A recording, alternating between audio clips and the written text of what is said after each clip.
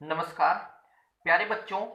आज मैं आपके सामने कक्षा 8 के विज्ञान विषय का जो सेकंड चैप्टर है उसको आपके सामने प्रस्तुत कर रहा हूं। आशा करता हूं कि आप सभी बच्चे मेरी बातों को ध्यानपूर्वक सुनेंगे। बच्चों, जैसा कि आप अपनी बुक में देख रहे होंगे, जो हमारी बुक है उसका जो सेकंड चैप्टर है माइक्रो ऑर्गेनिज्म फ्रेंड एंड फो। कहने का मतलब ये है कि जो सूक्ष्म जीव होते हैं वो हमारे मित्र कैसे हैं और हमारे शत्रु कैसे हैं। इस लेसन में जब हम अगले टॉपिक की ओर बढ़ेंगे तो आप लोग देख रहे होंगे कि जो सबसे पहला पहला टॉपिक दिया हुआ है वो माइक्रो ऑर्गेनिज्म ही है।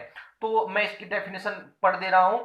There are other living organism around us which we normally can not see. कहने का मतलब यह है कि कुछ जीव ऐसे होते हैं जिनको हम बिना किसी यंत्र की सहायता के नहीं देख सकते। तो ऐसे जीवों को हम सूक्ष्म जीव कहते हैं। तो जैसे ही हम इस पेज के सेकंड पोर्शन की ओर बढ़ेंगे तो आप लोग देख रहे होंगे कि microorganism are classified into 4 major group. कहने का मतलब यह है कि जो सूक्ष्म जीव होते हैं उनको हम मुख्यतः 4 वर्गों में विभाजित कर सकते हैं। वो 4 वर्ग कौन कौन से हैं? नंबर फर्स्ट है बैक्टीरिया, नंबर सेकंड है फंगी, नंबर थर्ड है प्रोटोजोआ और नंबर फोर्थ जो है वो एल्गी। जैसे ही हम इस पैराग्राफ्स के सेकंड पोर्शन पे बढ़ेंगे तो आप लोग देख रहे होंगे कि virus are also microscopy but are different from other microorganism. कहने का मतलब यह है कि जो वायरस होते हैं वो भी सूक्ष्म जीवी हैं, लेकिन वो इन 4 जो मैंने अभी 4 नाम ऊपर बताए थे, ये जो वायरस होते हैं उन चारों से भिन्न होते हैं, अलग होते हैं।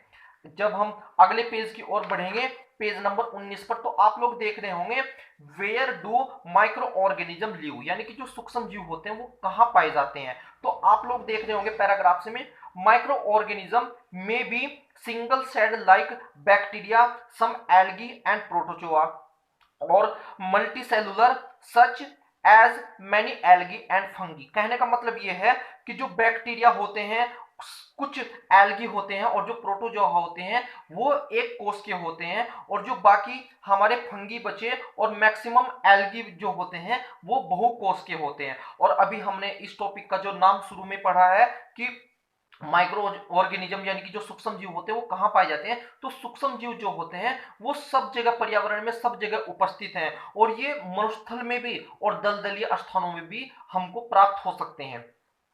जब हम नेक्स्ट टॉपिक की ओर बढ़ेंगे तो आप लोग देख रहे होंगे माइक्रो ऑर्गेनिज्म एंड अस, यानी कि जो सूक्ष्म जीव हैं और हम।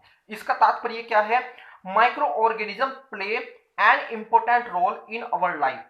कहने का मतलब यह है कि जो सूक्ष्म जीव होते हैं उनका हमारे जीवन में महत्वपूर्ण स्थान होता है। जब हम नेक्स्ट टॉपिक की ओर बढ़ेंगे तो आप लोग देख रहे होंगे फ्रेंडली माइक्रो ऑर्गेनिज्म, यानी कि जो मित्रवत सूक्ष्म जीव होते हैं वो क्या होते हैं और हमारे लिए क्या काम करते हैं। They are use in the preparation of curd, bread and cake. कहने का मतलब यह है कि जो सूक्ष्म जीव होते हैं वो दही को, केक को और ब्रेड को बनाने में हमारी सहायता करते हैं। और जो मिट्टी होती है, सॉइल फर्टिलिटी यानी कि जो मिट्टी की उर्वरा शक्ति है उसको भी बढ़ाने में सूक्ष्म जीव हमारी सहायता करते हैं। जैसे ही हम नेक्स्ट टॉपिक की ओर बढ़ेंगे तो आप लोग देख रहे होंगे making of curd and breads. कहने का मतलब ये कि जो दही होती है और जो ब्रेड होता है उसको कैसे तैयार करते हैं। तो आप लोग ने छोटी क्लासों में पढ़ा होगा कि जैसे दही होती है, दूध से दही को बनाने के लैक्टोबैसिलस नाम का एक जो सूक्ष्म जीव होता है जो दूध से दही को बनाता है। जब हम नेक्स्ट टॉपिक की ओर बढ़ेंगे तो आप लोग देख रहे होंगे commercial use of micro organism, यानी कि कहने का मतलब यह है कि जो सूक्ष्म जीव होते हैं उनका वाणिज्य उपयोग क्या है उसका हम इस पैराग्राफ के अंदर पढ़ेंगे। जैसे ही हम इस पैराग्राफ में इसकी डेफिनेशन पढ़ेंगे, microorganism are used for the large scale production of alcohol, wine and acetic acid. कहने का मतलब यह है कि जो सूक्ष्म जीव होते हैं उनका बड़े स्तर पर एल्कोहल को, शराब को और एसिटिक एसिड को बनाने में उनका उपयोग किया जाता है। जब हम इसी पैराग्राफ्स में सेकंड पोर्शन पर जाएंगे तो आप लोग एक डेफिनेशन देख रहे होंगे फर्मेटेशन। फर्मेटेशन का मतलब होता है किण्वन। इसकी डेफिनेशन आप लोगों की बुक में दी हुई है। This process of conversion of sugar into alcohol is known as fermentation. कहने का मतलब यह है कि चीनी के अल्कोहल में परिवर्तन की यह प्रक्रिया जो होती है उसको हम किण्वन कहते हैं। जैसे ही हम सेकेंड पोर्शन पर आगे बढ़ेंगे, नेक्स्ट टॉपिक की ओर बढ़ेंगे, तो medical use of micro organism, यानी कि जो सूक्ष्म जीव होते हैं उनका औषधियों में क्या उपयोग होता है उसके बारे में हम इस पैराग्राफ में पढ़ेंगे। तो आप लोग देख रहे होंगे, whenever you fall ill the doctor may give you some antibodies, biotic माफ कीजिएगा, टैबलेट्स, कैप्सूल और injection such as of penicillin. कहने का मतलब यह है कि जब कभी भी हम बीमार पड़ते हैं तो डॉक्टर आपको पेनिसिलिन का इंजेक्शन देते हैं, उसके साथ में कुछ जो प्रतिजैविक गोलियां होती हैं उनको भी देते हैं और जो कुछ कैप्सूल हो सकते हैं उनको भी देते हैं, जिनको हम एंटीबायोटिक कहते हैं। जैसे हम नेक्स्ट टॉपिक की ओर बढ़ेंगे तो आप लोग देख रहे होंगे वैक्सीन। वैक्सीन का मतलब होता है टीका। तो इसका मतलब क्या होता है, when a disease carrying microbe enter our body the body produce antibodies to fight. कहने का मतलब ये कि जब रोग कारक सूक्ष्म जीव हमारे शरीर में प्रवेश करते हैं तो उनसे लड़ने के लिए हमारे शरीर में प्रतिरक्षी की आवश्यकता होती है।